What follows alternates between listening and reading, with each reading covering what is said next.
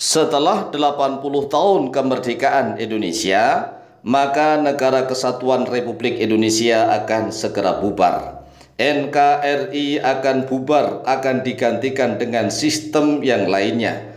Sistem yang lebih baik yang menyebabkan bangsa Indonesia menjadi bangsa yang maju, yang berkebudayaan, yang adil, makmur, sejahtera di mana-mana. Ini menurut kabar yang kami terima dari beberapa orang yang bertamu ke rumah kami.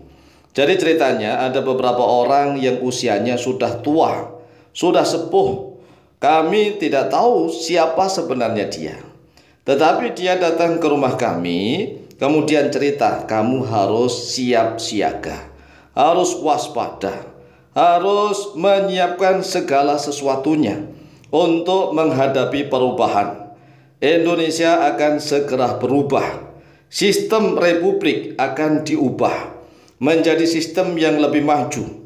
Karena Indonesia dalam perjanjian hanya 80 tahun Indonesia berbentuk republik.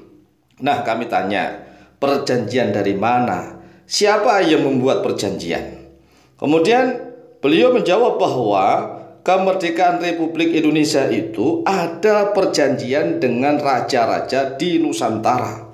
Mulai dari raja-raja di tanah Jawa. Nah, di tanah Jawa itu ada Raja Mataram, ada Cirebon, ada Banten, dan yang lain-lainnya. Kemudian ada raja-raja di Pulau Sumatera. Pulau Sumatera itu banyak kerajaan. Kemudian ada raja-raja di Pulau Sulawesi.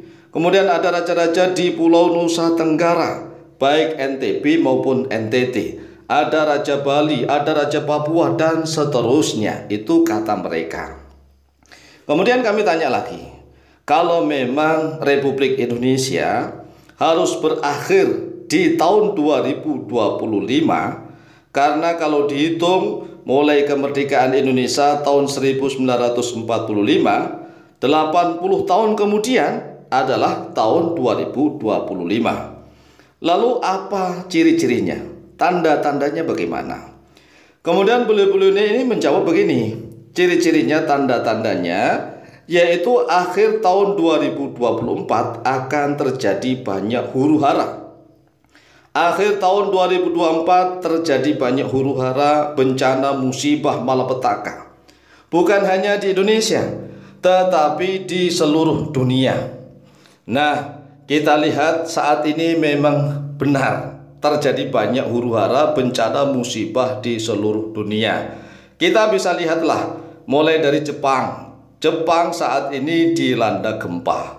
Walaupun memang Jepang itu adalah negara yang menjadi langganan gempa, tetapi ini akhir tahun 2024. Sedangkan tahun 2004, 20 tahun yang lalu, yaitu tahun 2004, tepatnya pada tanggal 26 Desember, Aceh terjadi tsunami.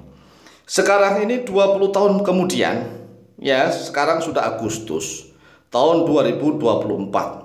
Jepang sudah mulai gempa. Nah, lempengan-lempengan gempa ini kan Jepang berada di utaranya Indonesia. Kalau ditarik itu ke selatan Indonesia.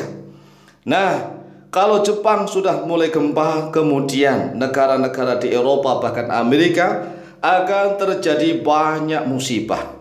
Nah, ternyata akhir-akhir ini Kanada sudah dilanda badai topan.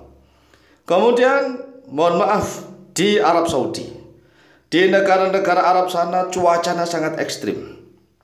Bahkan iklim cuaca itu sudah sampai 50 derajat Celcius.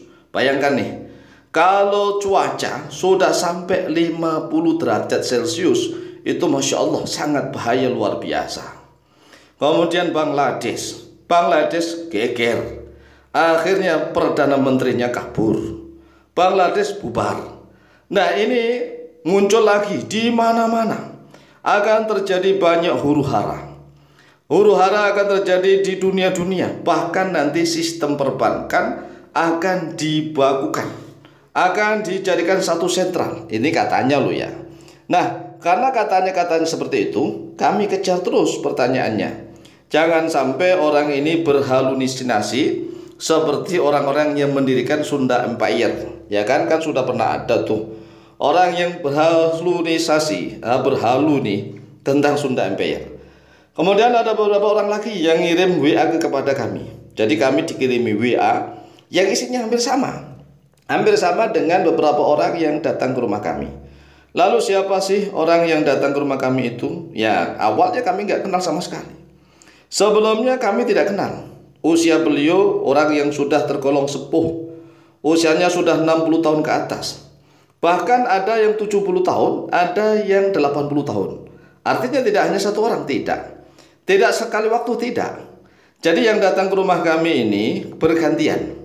Ada yang dari Pulau Jawa, ada yang dari Pulau Sumatera, ada yang dari Pulau NTB, dari Lombok, ada yang dari Kalimantan. Tiba-tiba datang. Nah, kami juga nggak mengundangnya, tidak. Mereka ini tiba-tiba datang. Nah, setelah datang, yang dibicarakan hampir sama yaitu tentang Republik Indonesia. Katanya Republik Indonesia ini akan segera berakhir karena di Mahkamah Internasional Den Haag, katanya begitu, tersimpan kontrak perjanjian resmi tentang sistem republik. Kontrak kelola negara 80 tahun. Mulai tahun 1945 hingga 2025. Mahkamah Internasional akan menggelar sidang tentang habisnya masa kontrak ini. Dengan amar keputusan, negara dikembalikan kepada yang punya. Nah, yang punya menurut mereka yaitu raja-raja. Raja-raja di Nusantara. Nah, masalahnya, apakah raja-raja ini masih eksis? Nah, kalau kita lihat, di Kesultanan Cirebon juga masih eksis. Di Banten masih eksis. Di Mataram apalagi Jogja masih eksis. Di Solo juga masih eksis. Kemudian di Sulawesi masih eksis, ya kan? Walaupun hanya simbol-simbol. Kemudian di Sumatera juga masih eksis.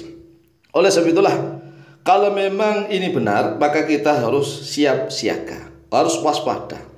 Kita harus menyiapkan segala sesuatunya. Nah, kalau memang tidak benar, ya namanya berita.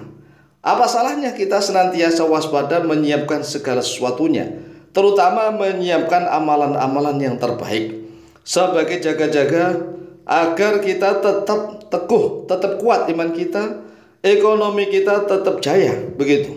Walaupun toh sistemnya mau berubah seperti apapun, asalkan kita mampu untuk mengendalikan ekonomi.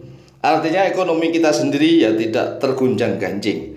Kita masih memiliki pendapatan yang bagus, anak istri kita masih bisa makan dengan makan yang enak, kita masih bisa macam-macam lah. Ya, kita andalkan amalan-amalan. Caranya bagaimana? Ya, kita lebih mendekatkan diri kepada Allah Jalla Jalaluh. Kalau seandainya misalnya kabar ini benar, nah kita tidak ada salahnya, kita sudah persiapan mendekatkan diri kepada Allah. Nah, kalau seandainya kabar ini tidak benar, ya tidak masalah. Kita kepingin negara kesatuan Republik Indonesia ini, walaupun sistemnya berubah, yang penting bangsanya ini makmur. Kan yang terpenting bangsa, rakyat Indonesia. Rakyat Indonesia yang penting orang-orangnya agamis, orang-orangnya maju, orang-orangnya adil, makmur, dan sejahtera. Itu yang terpenting. Mau sistemnya diubah seperti apapun silahkan. Yang penting orang Islamnya rajin-rajin beribadah, agama-agama lainnya rajin, kemudian ekonominya tumbuh dengan baik, orangnya baik-baik, menjadi negara yang adil, makmur, sejahtera. Itulah yang terpenting. Oleh sebab itu mari persiapkan diri dengan sebaik-baiknya. Demikian, wallahu ta'ala a'lamu bishawab.